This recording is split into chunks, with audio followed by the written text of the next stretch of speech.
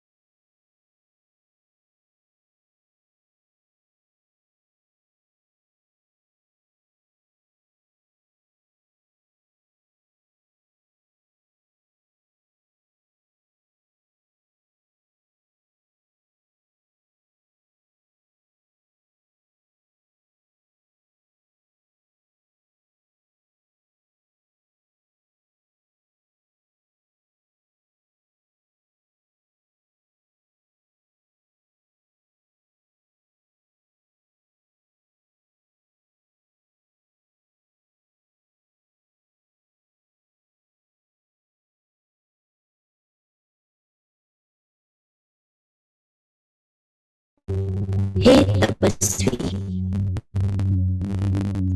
बैठ जाइए अपनी तपस्या की लगन में, जला ले योग की अग्नि और आह्वान करें योगेश्वर शिव बाबा का, जो सर्व पापों का नाश करने वाले पाप कटेश्वर है।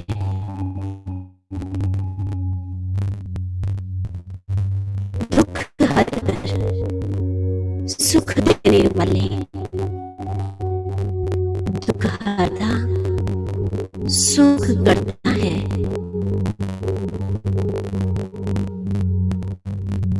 महसूस करें वो शांति के दाता, जगत के स्वामी,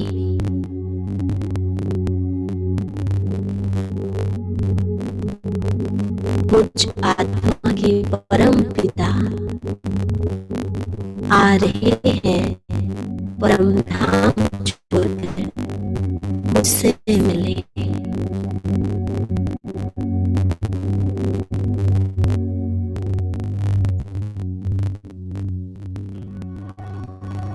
सारा आकाश भी खुशियों से झूम रहा है।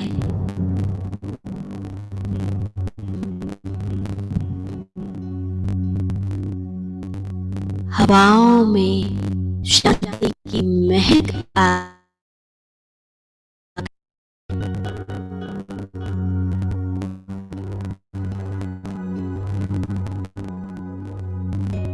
पूरी पृथ्वी पर दिव्य प्रकाश छा गया है। सर्वशक्तिमान की शक्तिशाली किरणें प्रकृति के पांचों तत्वों को पावन बना रही है।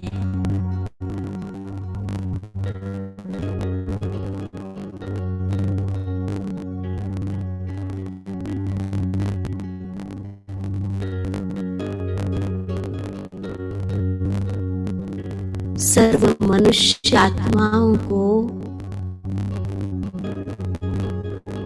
शांति, सुख सुख से भरपूर करते हुए शिव बाबा आप पहुंचे हैं मेरे सम्मुख, बिल्कुल पास।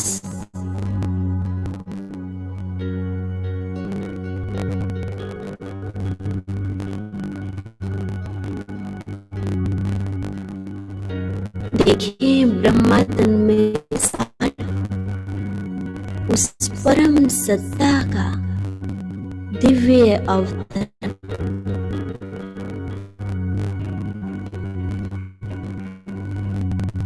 बाबा के इस आगमन से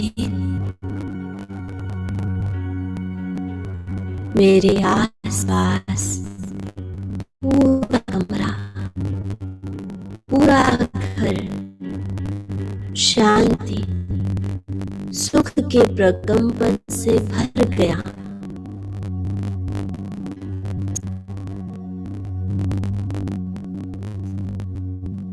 स्नेह प्रेम के पुष्पों की माला ले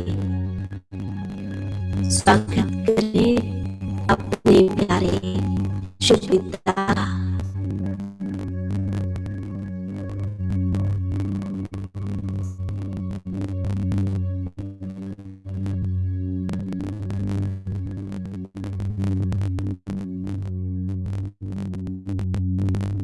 दिव्य प्रकाश से सुशोभित बाबा का ये नूरानी मुखमंडल रूहानी चुंबक की तरह कैसे आकर्षित कर रहा है।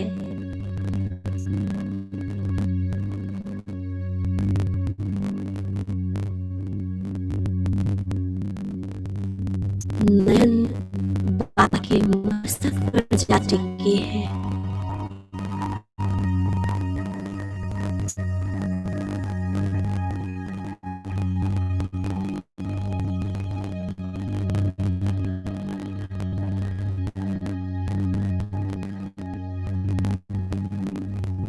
युगों से बिछड़ा हुआ मेरे मन का उम्मीद आज मुझे आनंद मिला है।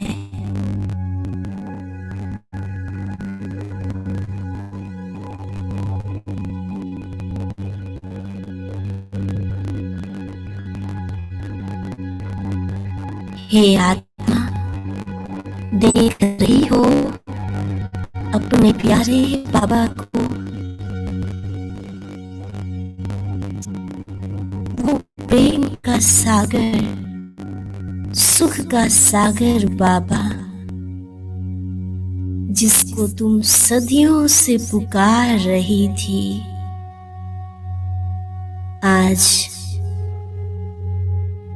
सब कुछ लुटाने वो तुम्हारे सम्मुख आ पहुंचा है।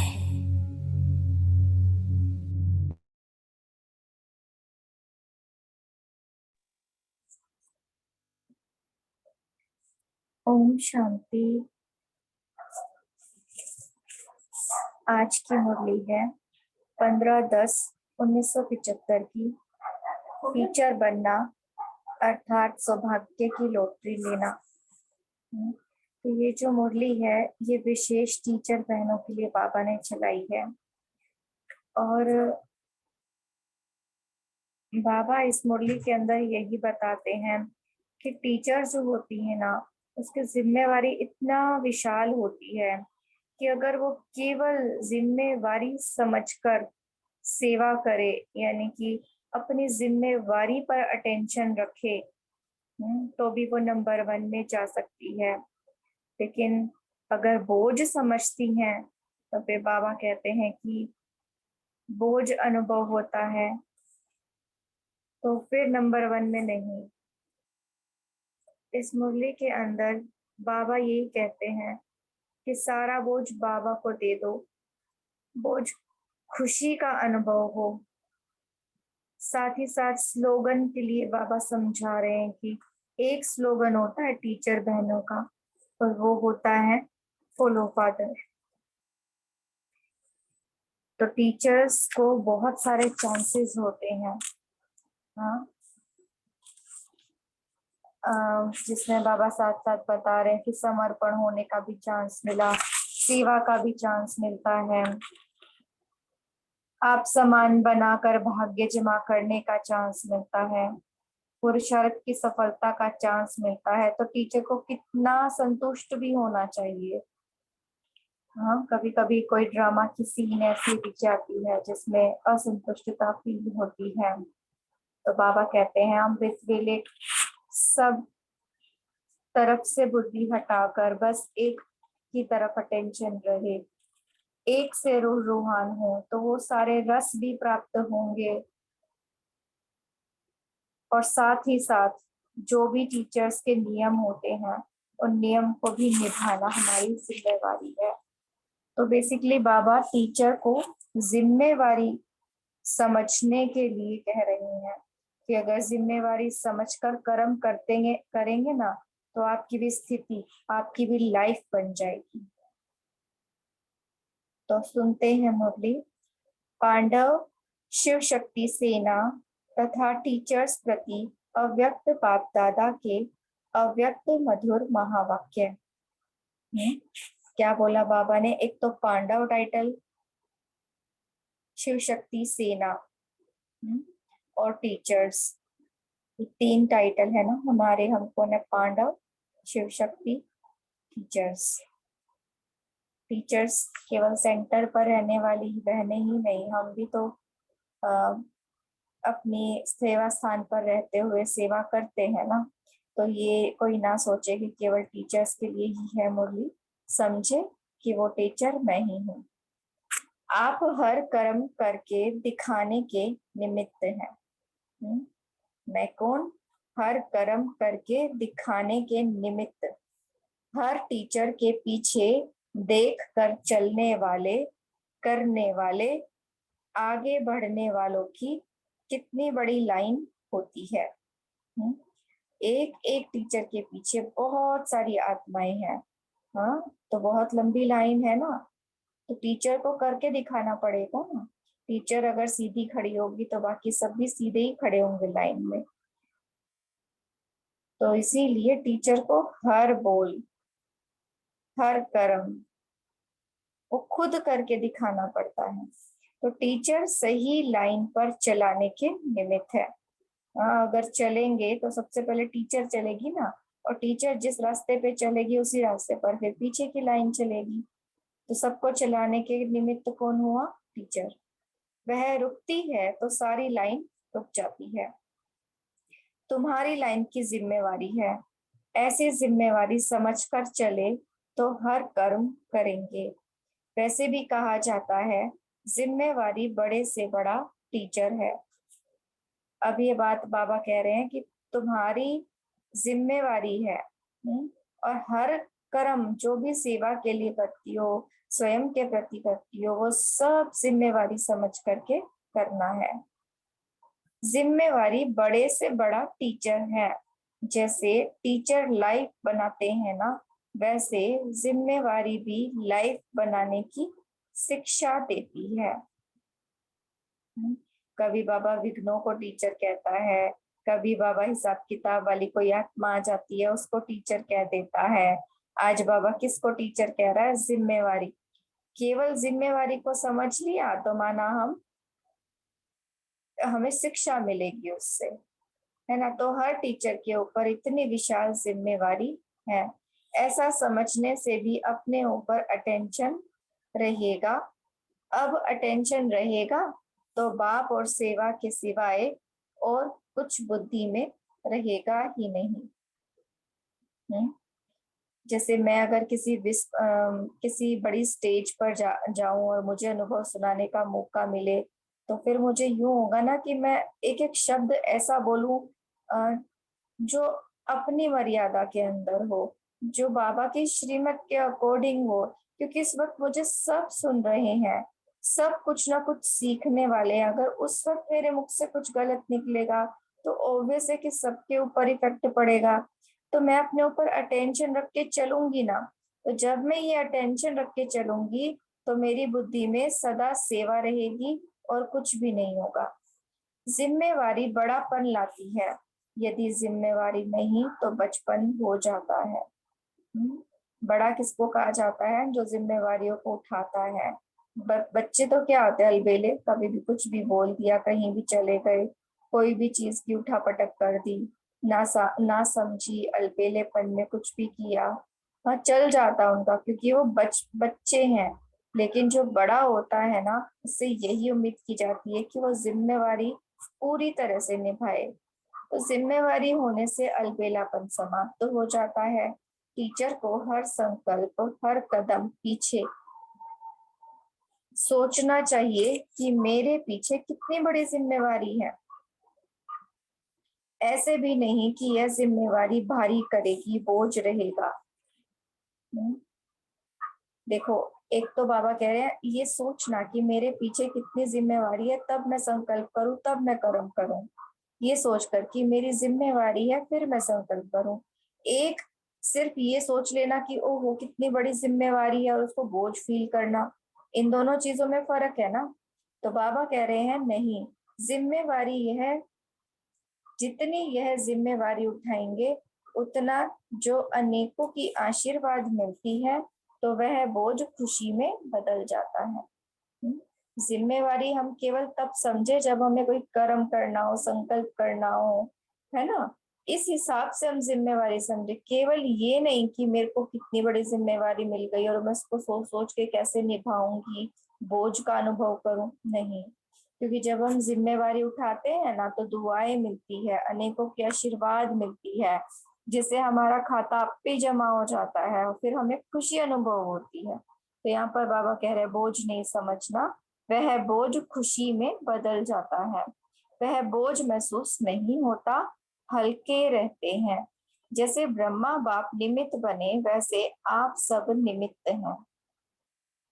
इसके पीछे ना हम एक अनुभव सुनाते हैं।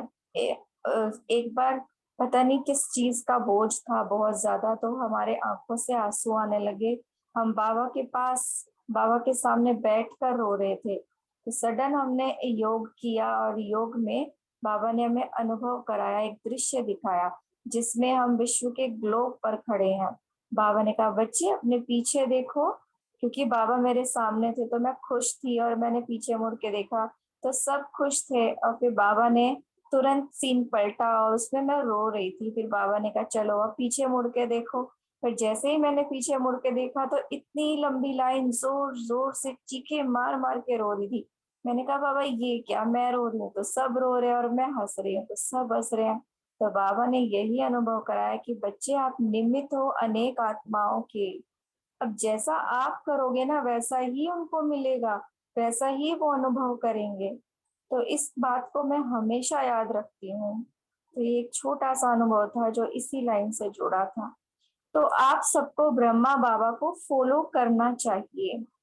जिम्मेवारी और हल्कापन दोनों का बैलेंस था। ऐसे ही फॉलो फादर, हाँ ब्रह्मा बाबा ने जिम्मेवारी उठाई लेकिन हल्के भी रहे। टीचर का स्लोगन फॉलो फादर। तो अभी हम सब क्या करेंगे, इस फॉलो फादर वाले स्लोगन को नोट कर लेंगे अपनी बुद्धि में कि मैं कौन हूँ, टीचर हूँ और मुझे ब्रह्मा बाबा के हर कदम को फॉलो करना है। फॉलो फादर नहीं तो सफल टीचर नहीं। टीचर का पहला सर्टिफिकेट है स्वयं संतुष्ट रहना और दूसरों को संतुष्ट करना। टीचर का पहला सर्टिफिकेट स्वयं संतुष्ट रहना और दूसरों को संतुष्ट करना। फर्स्ट नंबर टीचर की निशानी संतुष्ट रहना और संतुष्ट करना। टीचर संतुष्ट क्यों नहीं रहेगी? टीचर को चांस कितने हैं? एक चांस समर्पण होने का, दूसरा सेवा का चांस। हाँ, एक तो वैसे ही समर्पित हो गई तो बाबा की वारिस तो वैसे ही बन गई, है ना, तो संतुष्ट होना चाहिए ना कि इतनी बड़ी प्रॉपर्टी की मैं अधिकारी हो गई। दूसरा सेवा का चांस, सेवा कितनी बड़ी है तो सोचो, तो जहाँ छोटी मोटी मुश्किलें आती भी है, विघ्न आते भी हैं, तो जब दूसरों की दुआएं मिलती है ना तो वो कैसे पार हो जाते पता ही नहीं चलता। तो भी संतुष्टता तो होनी चाहिए। फिर तीसरा बाबा कहते हैं निमित्त बनने से अपने ऊपर, अटेंशन का चांस। मतलब देखो ये कितनी बड़ी बात होती है कि किसी को अटेंशन दिलवाना नहीं पड़ता है, सदा अपने निमित्त बनने की स्मृति ही अपने हर कार्य को अटेंशन दिलाई देती है। तो बाबा कहते हैं यहाँ पर भी मेहनत नहीं करनी, तो फिर क्यों नहीं हो संतुष्ट। तो ये छोटी छोटी बातें बाबा बच्चों को कितने प्यार से समझा रहे हैं। और चौथा, जितनों को आप समान बनाएंगे उसमें पुरुषार्थ की सफलता का चांस है ना। कितनों को आप समान बनाती हैं टीचर, तो पुरुषार्थ की सफलता का चांस। तो ये चार बातें बाबा ने बताई। सबसे ज्यादा पुरुषार्थ में नंबर लेने का चांस हाँ किसका है, टीचर्स का। आने वाले स्टूडेंट को तो हंस बगुला इकट्ठा रहना पड़ता है ना। बच्चे बाकी सारे कहाँ रहते हैं, प्रवृत्ति में रहते हैं ना। तो उनके साथ कुछ अच्छे भी होते हैं, कुछ बुरे भी होते हैं, हंस बगुले सब एक साथ रहते हैं। लेकिन टीचर्स को तो बहुत अच्छा एनवायरनमेंट भी मिलता है ना रहने के लिए। टीचर को वातावरण का भी चांस अच्छा मिलता है। तो टीचर बनना अर्थात लॉटरी लेना। टीचर्स का ड्रामा में बहुत अच्छा पार्ट है। टीचर को अपने भाग्य को देख खुश होना चाहिए। अपने प्राप्ति की लिस्ट सामने रखो, तो क्या मिला है, कितना मिला है वह देखते हो। अमृत वेले रूहान सब करती हो। जो रूहान करने से रस का अनुभव कर लेते हैं वह सारे दिन में सफल रहेंगे। देखो जिम्मेवारी भले कितनी है, लेकिन बस एक बार अमृत वेले उठ के बाबा से सारी डिस्कशन कर लो कि बाबा ये है ऐसे है। बाबा से बहुत अच्छी रूहान कर लो, तो बाबा आपको उसी वक्त इतना भर देता है कि पूरे दिन में कोई भी जिम्मेवारी आए आपके लिए वो सहज हो जाती है। आप हर कार्य में सफल होते चले जाते हैं। तो अलबेले तो नहीं रहते, सदा अपने ऊपर अटेंशन रहता है और रस भी आता है। एक है नियम निभाने वाले, दूसरे प्राप्ति करने वाले। अब मैं अमृत वेले उठूं एज ए नियम सोच के कि अमृत वेले का नियम है बस उठना है, बाबा को याद करना है। और एक वो जो नहीं, मुझे तो बाप मिला, प्राप्ति करनी है, उससे कुछ लेना, मुझे खाली नहीं, मुझे फिर दूसरों को देना भी है, उसमें भी कमाई जमा होगी। तो सिर्फ नियम करने के हिसाब से नहीं, हम कुछ भी करें लेकिन दूसरे प्राप्ति करने वाले हो। आप सब तो प्राप्ति करने वाली हो ना। तो सदा अपने ऊपर अटेंशन। इस मुरली का सार है, जिम्मेवारी बड़े से बड़ा टीचर है। जैसे टीचर लाइफ बनाते हैं वैसे जिम्मेवारी भी लाइफ बनाने की शिक्षा देती है। जिम्मेवारी बड़ापन लाती और इससे अलबेलापन समाप्त हो जाता। टीचर्स का स्लोगन है फॉलो फादर नहीं तो सफल टीचर भी नहीं। कितनी प्यारी सी छोटी सी और अच्छी सी मुरली थी। अभी है दूसरी, प्रसिद्धि संकल्प और बोल की सिद्धि पर आधारित है। प्रसिद्धि क्या, गुडविल, हाँ, प्रख्यात होना, प्रसिद्धि, नाम हो जाना।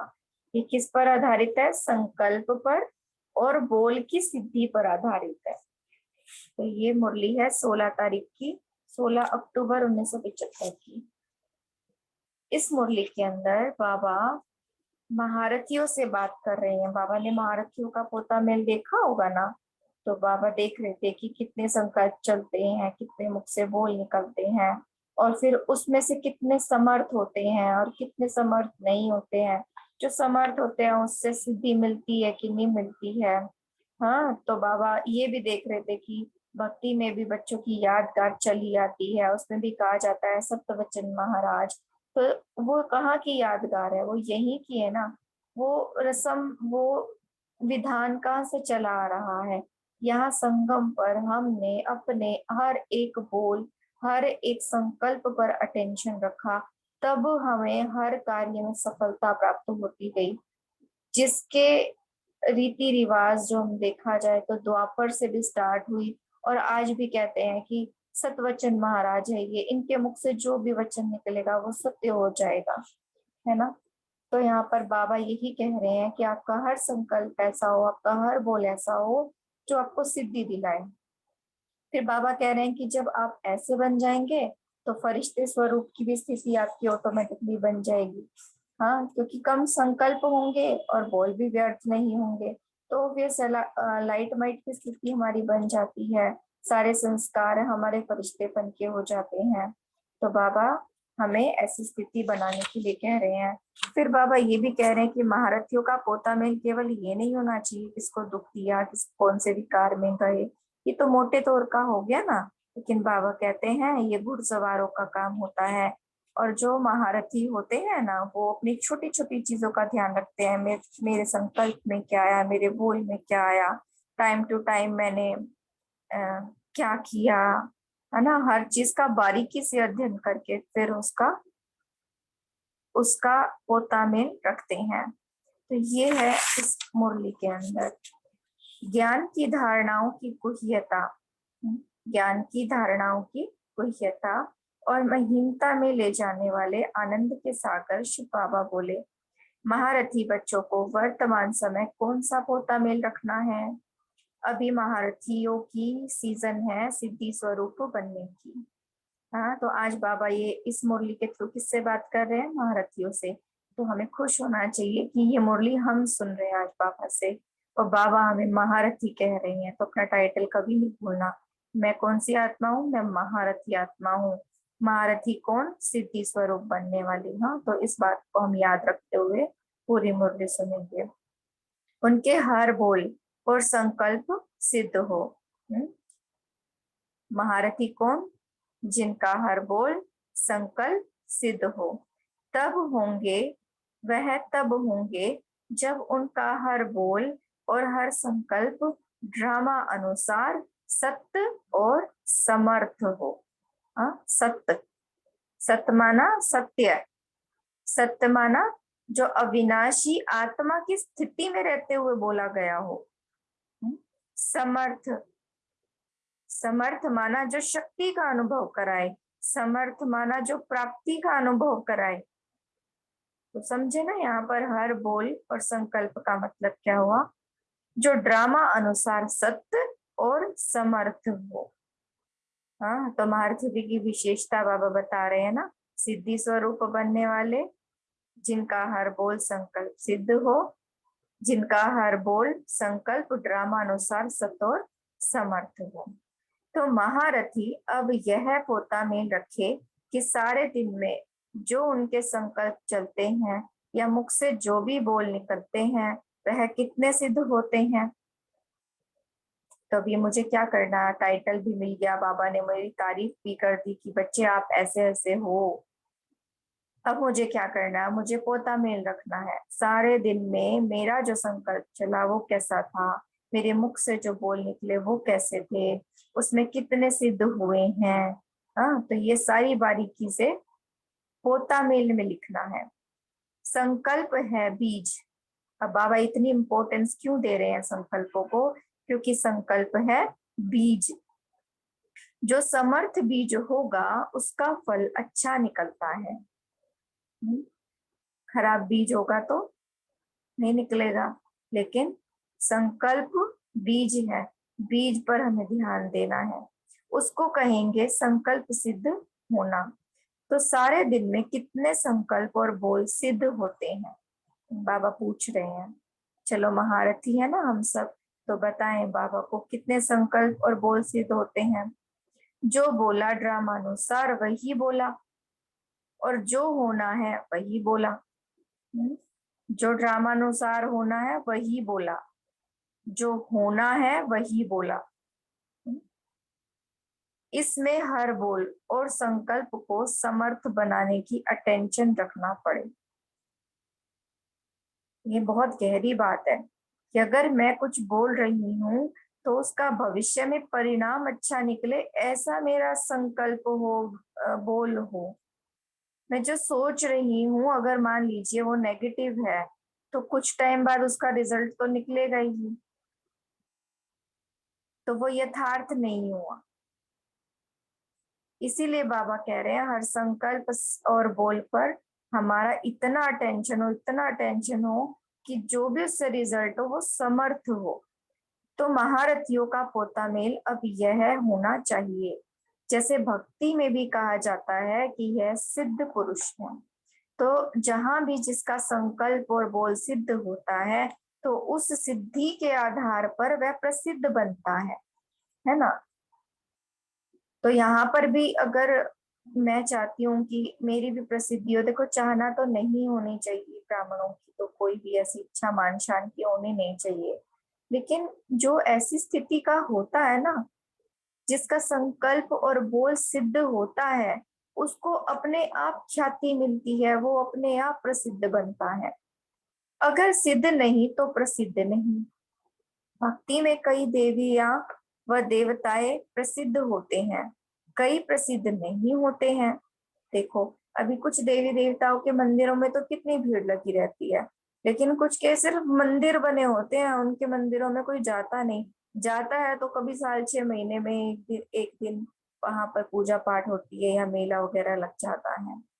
तो वे देवी देवता तो माने जाते हैं लेकिन प्रसिद्ध नहीं होते।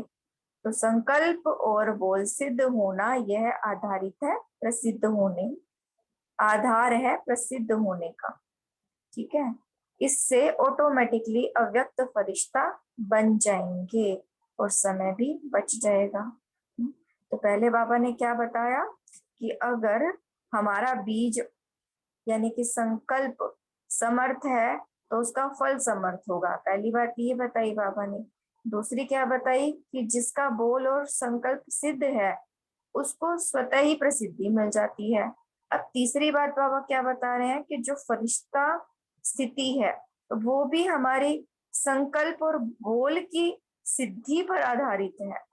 तो वाणी में आना ऑटोमेटिकली समाप्त हो जाएगा, क्योंकि साइलेंस होम अथवा शांति धाम में जाना है ना, तो वह साइलेंस के वह आकारी फरिश्तेपन के संस्कार अपनी तरफ खींचेंगे। सर्विस भी इतनी बढ़ती जाएगी जो वाणी द्वारा सेवा करने का चांस ही नहीं मिलेगा।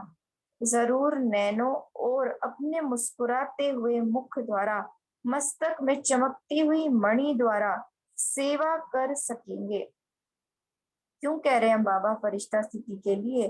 क्योंकि आगे ना किसी की बुद्धि इतनी एक कुशल होगी कि वो सारी बातों को समझे बैठ के, ना समय होगा ना परिस्थितियां इस चीज की गवाही देंगी कि आप चलो ठीक है, परमिट ही नहीं करेंगी वो ज्यादा देर तक बैठ के किसी को ज्ञान सुनाए। तो सेवा का रूप कौन सा होगा? ये इसी तरीके सेवा का रूप होगा। हाँ, नैनो द्वारा, मुस्कुराते हुए चेहरे द्वारा, मस्तक की मणि द्वारा सेवा हो।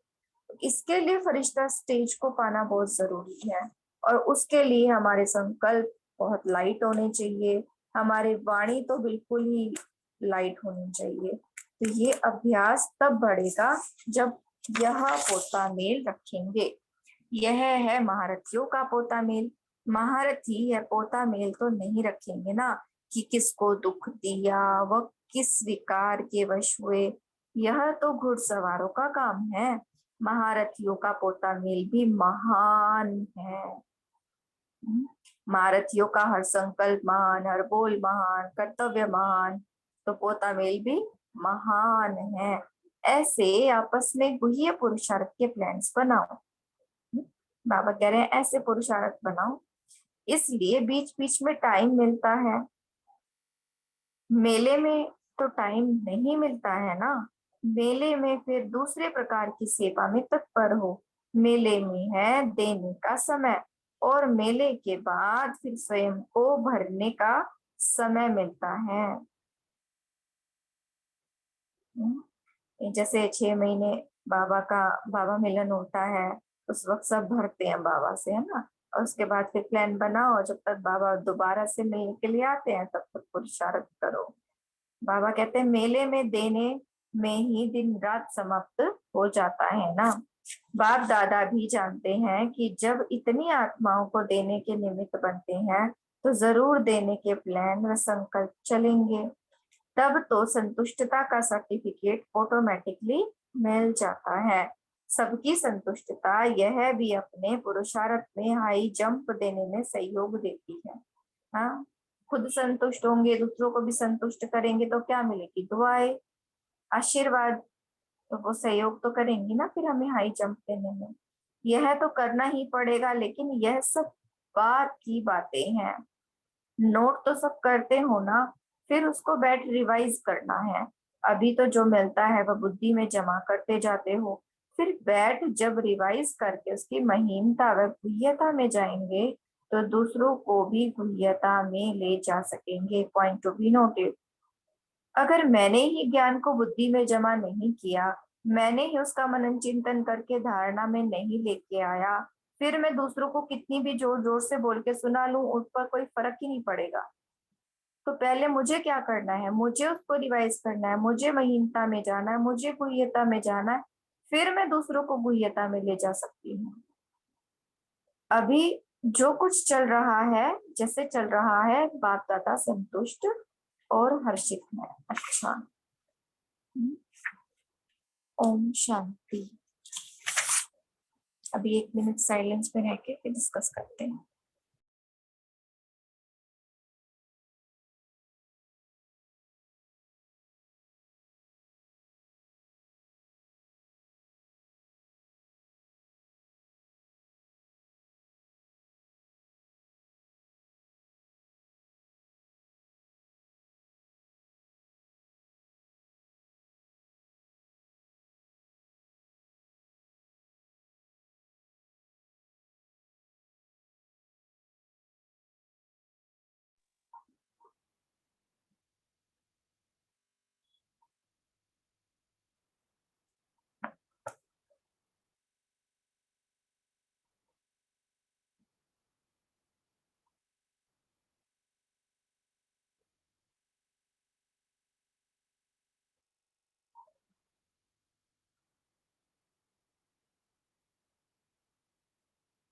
ओम शांति। अभी हम पॉइंट डिस्कस कर सकते हैं। तारा सिस्टर बोलिए। जी ओम शांति दीदी। बाबा ने कहा है कि संकल्प है बीज, तो समर्थ बीज का फल अच्छा निकलता है। तो हर बोल, हर संकल्प पर हमें अटेंशन रखना है कि हमारा संकल्प पॉजिटिव ही रहे, कभी हमें व्यर्थ संकल्प नहीं करना है। और उसकी रिजल्ट, जब हम पॉजिटिव सोचेंगे तो हमारा रिजल्ट समर्थ होगी। और जब सिद्ध बोल हम संकल्प सिद्ध होता है, तो उसका जब सिद्ध बोल संकल्प सिद्ध होता तब रिजल्ट प्रसिद्ध होता है। और अगर हमारा बोल और संकल्प सिद्ध नहीं होता तो रिजल्ट भी प्रसिद्ध नहीं होता है। तो जब ये सब होगा तो हम फरिश्ता स्थिति में रहेंगे और हमारा समय भी बचेगा, वाणी से परे रहेंगे और हमें तो परम धाम जाने के लिए हम तैयार कर सकेंगे अपने को। ओम शांति। जी बहुत सुंदर। दीप्ति सिस्टर आप बोलिए। जी ओम शांति। तो आज बाबा ने कहा कि जो रिस्पॉन्सिबिलिटी है, जिम्मेवारी है, वो सबसे बड़ी टीचर है। क्योंकि जब हमारे पे जिम्मेवारी होती है तो हमारे ऊपर खुद के अपने ऊपर बहुत टेंशन होती है कि हम जो करेंगे हमें पता है और हमें देख के करेंगे। तो वो जिम्मेवारी जो होती है और अपनी अटेंशन जो होती है, वो स्वयं हमें अपने सही रास्ते पे लेके जाती है। पर उस अटेंशन की या उस जिम्मेवारी का हमारे पे बोझ नहीं होना चाहिए, हल्के होके करना है। क्योंकि हम जितनी जिम्मेवारी निभाएंगे, जितना हम औरों के लिए रोल मॉडल बनेंगे, जितना हम ब्रह्मा बाबा को फॉलो करेंगे, उतना हमें औरों से जो ब्लेसिंग्स मिलेंगी वो हमें खुशी अनुभव करेंगी और हमें और हल्का बनाएंगी। ओम शांति। ललिता सिस्टर बोलिए। हाँ जी, ओम शांति। आज बाबा ने टीचर्स की जिम्मेवारी के बारे में बताया, उनकी महिमा बताई। टीचर्स तो आप भी हो, जो सेंटर पर रहती है वो भी, और आप जो लोग मुरली सुन रहे हो वो भी टीचर हैं। पर लेकिन दोनों में अंतर बताया कि उनको माहौल कितना अच्छा मिलता है। यहाँ तो हंस और बगुले साथ रहते हैं, आपको बहुत मेहनत करनी पड़ेगी। और सेंटर वालों पे वातावरण वैसा ही मिलता है। और बाबा ने कहा कि महारथी हो तुम, महारथी यानी सिद्धि प्राप्त करने वाले। और तुम्हारा जो ये पोता मेल होगा, ये किसी को सुख दिया कि दुख दिया कि आज झूठ नहीं बोला, ये तो ऊपर ऊपर का है। पर लेकिन आपका महीन चार्ट होना चाहिए कि मैंने संकल्प में भी किसी को बुरा तो नहीं कहा, आंख से क्या देखा, मुंह से क्या बोला, ये आपको चेक करना है, ये आपकी जिम्मेदारी। ओम शांति। हाँ। अब मैंने संकल्प सही किया कि नहीं किया, क्या ये हाँ हमारा मन डिसीजन ले सकता है? जैसे मैंने किसी आत्मा ने मुझे डिस्टर्ब किया और फिर मैंने संकल्प चलाए और मैं उन संकल्पों को देख रही हूँ और कह रही हूँ कि अरे ऐसे संकल्प उठना तो जायज है ना, उसने बोला ही इतना गलत है मुझे। हाँ, तो क्या हम सही सोच रहे हैं, सही संकल्प कर रहे हैं?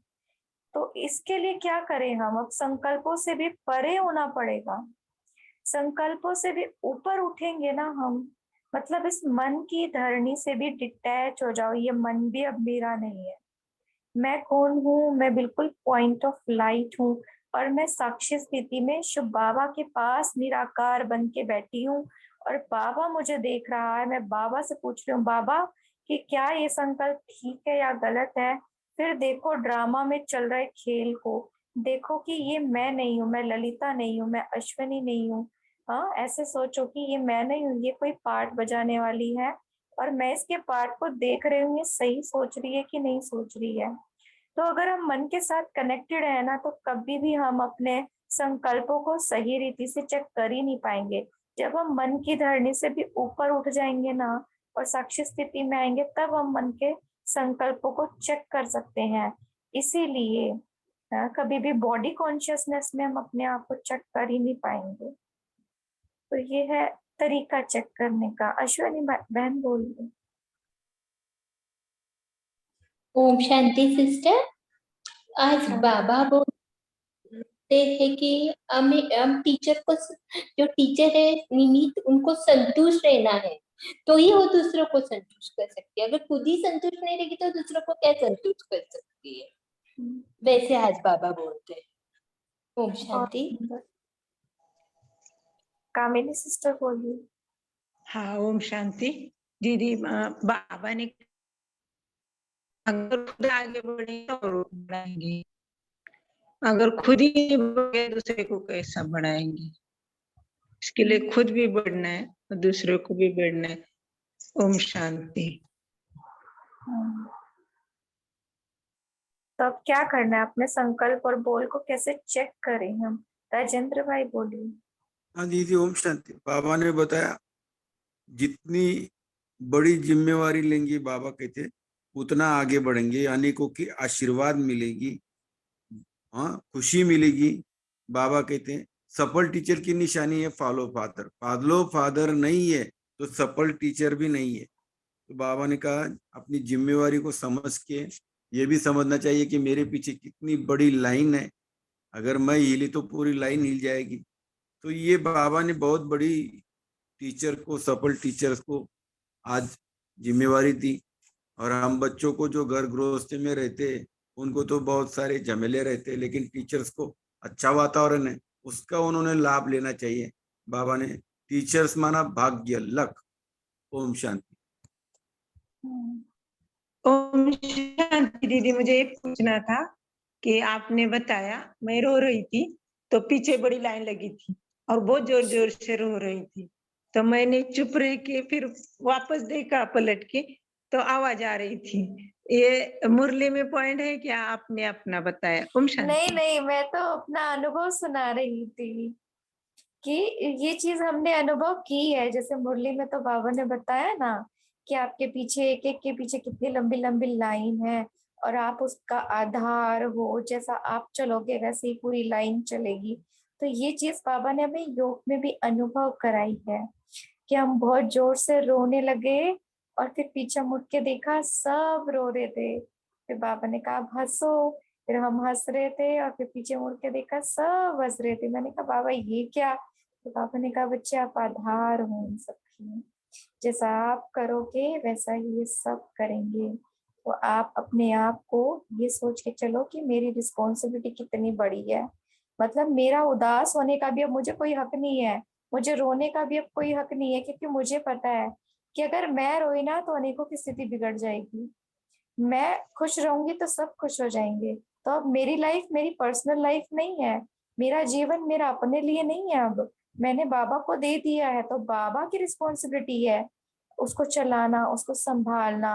और ये जिम्मेवारी समझ कर अब मुझे चलना है। जैसे मैं किसी मकान मालिक के घर में रह रही हूँ किराए पे, तो उसके घर को मुझे कैसे यूज करना है। मैं उसके घर को अपनी मर्जी से नहीं यूज कर सकती कि कहीं भी कुछ भी फेंक दिया, कहीं भी तोड़फोड़ कर दी, कुछ भी चीजें चेंज कर दी, बदल दी, नहीं, क्योंकि उस पर मेरा कोई राइट है नहीं।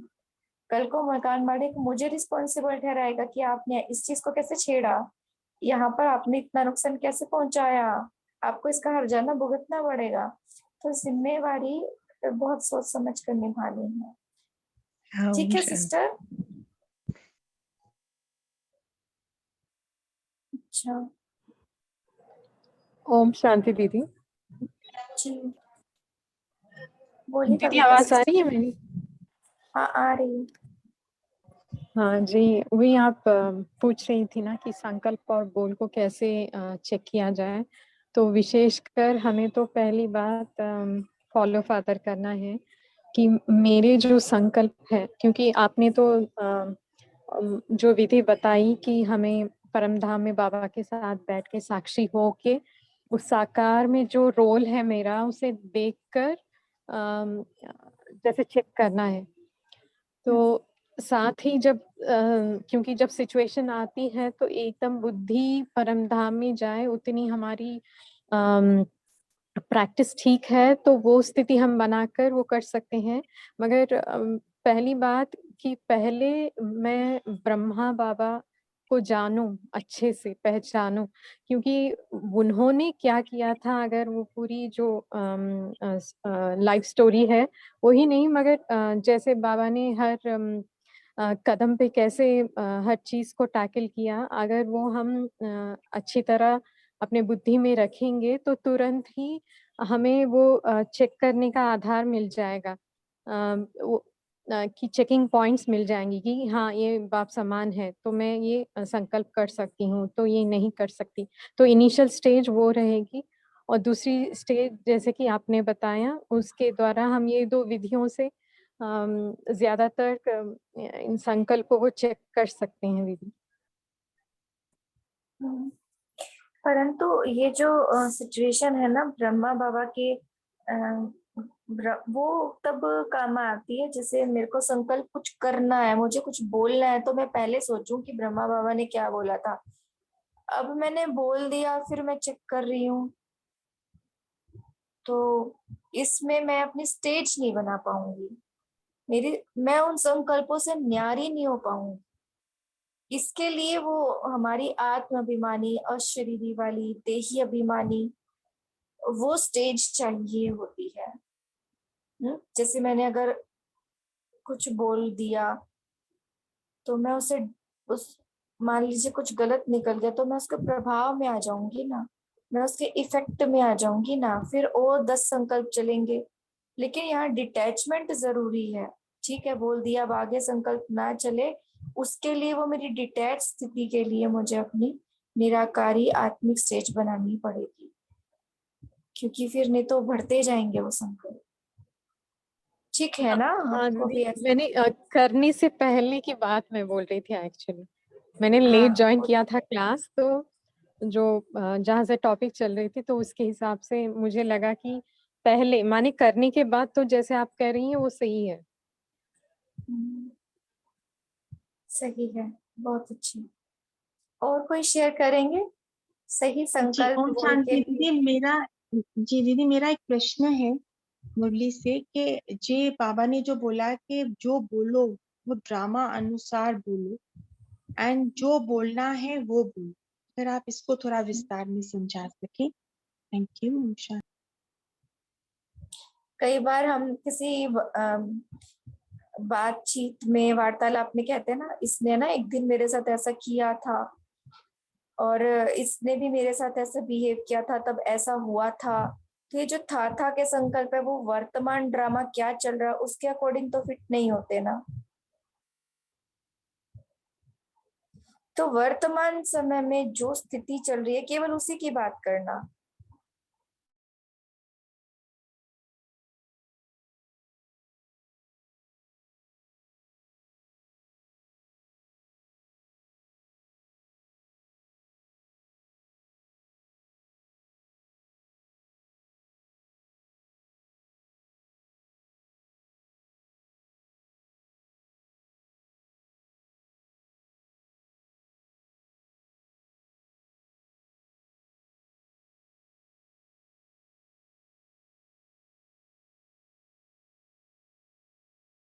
जी थैंक यू दीदी।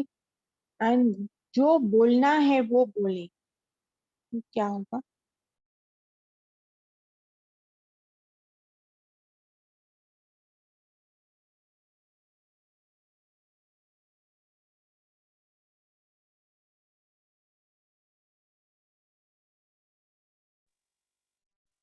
ओम शांति। सॉरी, वो डिस्कनेक्ट हो गया था। तो यही है कि ना हम इस वक्त करंट की सिचुएशन के अकॉर्डिंग ही संकल्प करें और बोलें। अपने आत्मिक स्थिति में रह करके ही संकल्प करें। अपने ओरिजिनल स्वरूप को जानते हुए, अपने स्वमान में रहते हुए संकल्प करें। अगर मैं अपने स्वमान की सीट से हट जाती हूँ और देह अभिमान में आके संकल्प करती हूँ तो वो यथार्थ नहीं है।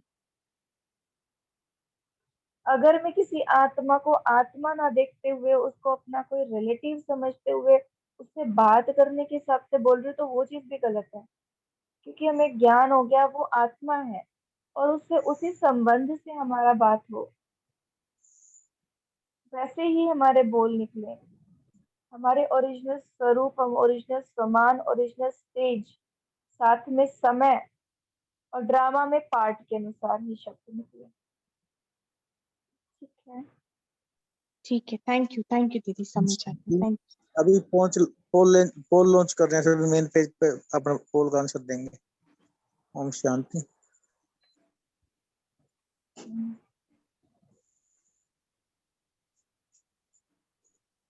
छोटी मुरली होती है लेकिन बहुत ही एक पॉइंट बोलता है बाबा, लेकिन वो इतना पावरफुल चीज होती है ना। अगर एक इस बात को भी अगर हमने जीवन में लेके आए, नहीं ठीक है, संकल्प मेरा एक भी नेगेटिव नहीं हो, संकल्प मेरा एक भी व्यर्थ ना हो, संकल्प एक भी मेरा पास्ट का ना हो, तो केवल एक चीज भी हमारा पुरुषार्थ बहुत आगे बढ़ा देती है। तो अभी हम कल है ना यही अनुभव करेंगे। हम अपने हर संकल्प और बोल पर ही अटेंशन रखेंगे कि मेरे मुख से निकले तो केवल महावाक्य,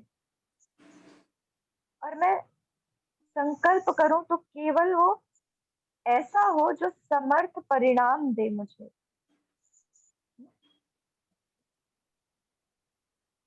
हमारा स्वमान में संकल्प भी रहकर। सतयुग त्रेता युग के बाद हमारा ही संकल्प उसका विधान बनता है। हाँ बिल्कुल सही कहा। तो हम यही सोचेंगे, कल मैं सिद्धि स्वरूप आत्मा हूँ, मेरा हर संकल्प बोल सिद्धि प्राप्त कराने वाला है, और जब भी मैं बोलूंगी तो सोचूंगी तो उसी के अनुसार सोचूंगी और बोलूंगी। पूरे दिन हम इसी चीज पर अटेंशन रखेंगे। और दूसरा, जिम्मेवारी, ये भी याद रखेंगे कि मैं बहुत सारी आत्माओं के लिए जिम्मेवार हूँ, मैं बाबा के लिए जिम्मेवार हूँ। इसलिए मैं जो सोचूंगी, जो कर्म करूंगी, वो जिम्मेवारी समझकर करूंगी, तो वो ऑटोमेटिकली ठीक ही होगा, समर्थ ही होगा। तो संकल्प करने से पहले मैं फॉलो फादर करने वाली आत्मा हूँ, मैं जिम्मेवार आत्मा हूँ, मैं महारथी आत्मा हूँ। फिर हम संकल्प करेंगे, जो भी करेंगे और बोलेंगे। बस यही अटेंशन रखेंगे पूरे दिन में, ज्यादा कोई प्रैक्टिस नहीं लेंगे, सिर्फ यही लेंगे। तभी हम, नीता सिस्टर कुछ कहना है आपको?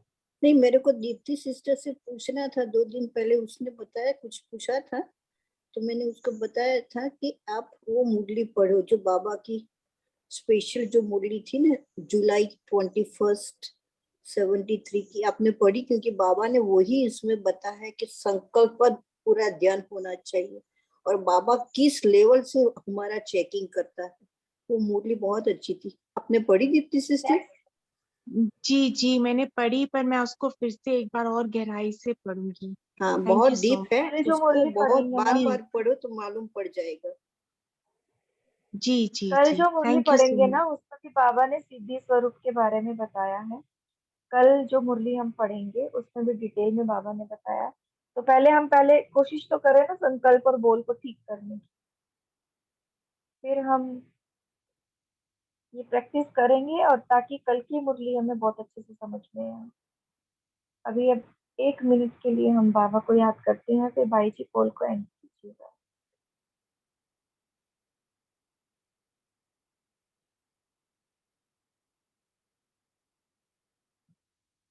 मस्तक पर स्वयं को देखें।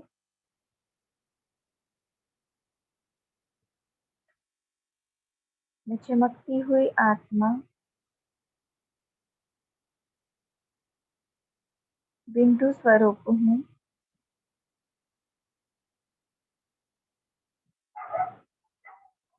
और इस देह से बिल्कुल अलग हूँ। एक विजन क्रिएट करेंगे।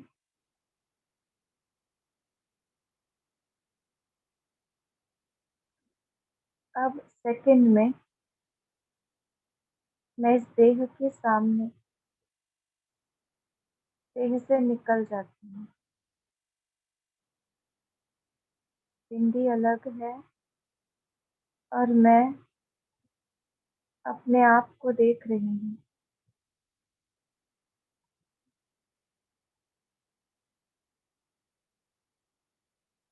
मैं बिंदी इस 5 तत्वों के पुतले को देख रही हूँ।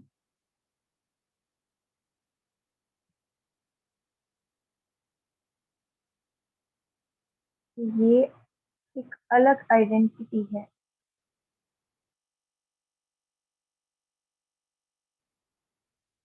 Physical identity. और सेकंड में यहाँ से निकल मैं परम धाम बिंदु बाबा के पास जाकर एक चमकती हुई बिंदी बनकर बैठ जाती हूँ।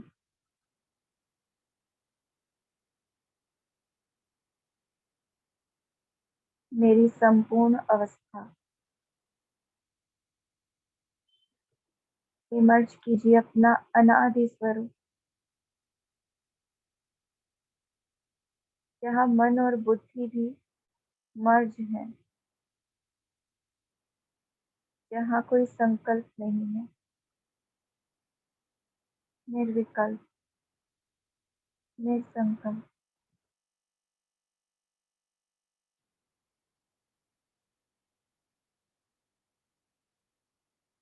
और अब यहीं बैठे बैठे मैं बाबा के नजरिए से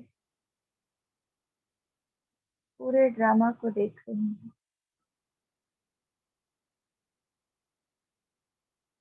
देखें बाबा की आंखों से कि बाबा कैसे ये ड्रामा देखता है।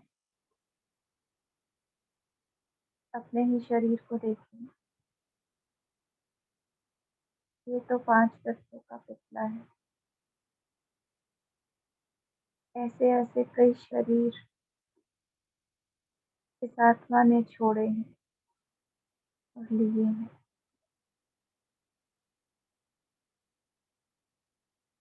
ये 5 तत्वों का पुतला सिर्फ पुरुषार्थ के लिए कुछ समय के लिए इस आत्मा के पास है।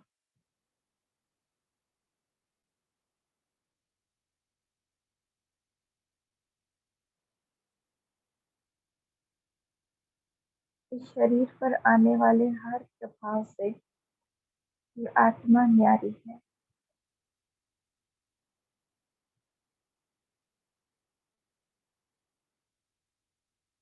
अब देखिए बाबा के नजरिए से कि बाबा मुझ बिंदु को देखकर क्या संकल्प करते हैं। ये मेरा संपन्न संपूर्ण बच्चा है। मेरे ही तरह मास्टर प्यार का सागर है, प्यार से भरपूर है। इसके भीतर सर्व आत्माओं के लिए प्यार है, संपूर्ण पवित्र है।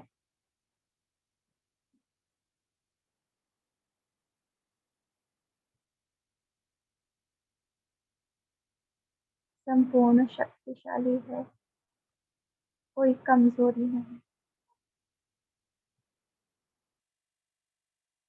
और स्वीकार कर ले अपने इस स्वरूप को। कि मैं भरपूर हूँ। मैं जो संकल्प करूंगी इस स्थिति में स्थित होकर बाबा के नजरिए से करूंगी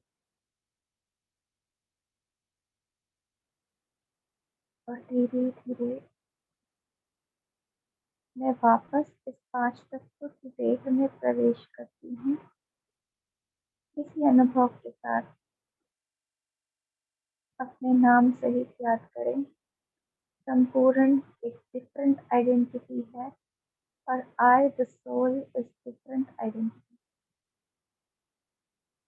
मेरा हर संकल्प मन की धरनी से अलग है।